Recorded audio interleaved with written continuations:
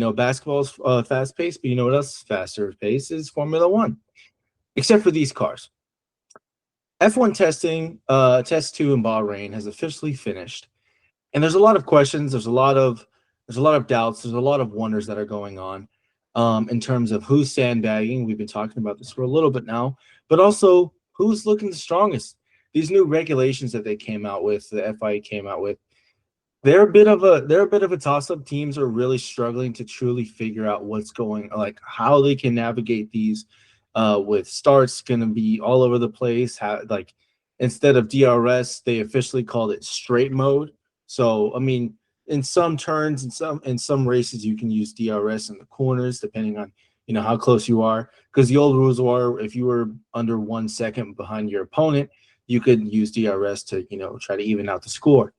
But now it's a whole different ball game, and you have teams like Ferrari. I don't know if Lucas has the graphic pulled or the picture pulled up, but you have teams like Ferrari who have actually changed the design of their rear wing altogether.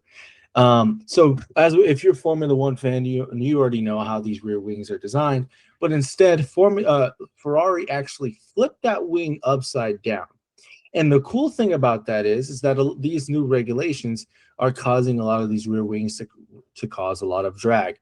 And drag for Formula One cars is not good because it basically makes them less faster in the straights.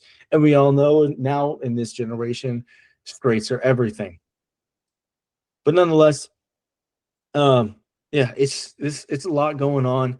Um, and speaking of Ferrari, out of Bahrain testing, Charles Leclerc topped the charts at a 132.992, beating the reigning world champion Lando Norris by zero point 0.8 seconds. Charles also completed 132 laps. Now, when you look back on the 2025 preseason testing, it's actually shocking, to be honest, to see how much slower these cars are, because we did talk about that last week. We did talk about that last week overall about the true definition of how slow these cars are. Like, look at this graph is a perfect example. Our fastest car from Ferrari, which if you don't know me by now, I'm a huge Ferrari fan, but this is embarrassing. This generation, as we've been saying, is supposed to be, a lot faster. It's supposed to be a lot more nimble, a lot easier to drive. But these things are all tractors. These things are all tractors.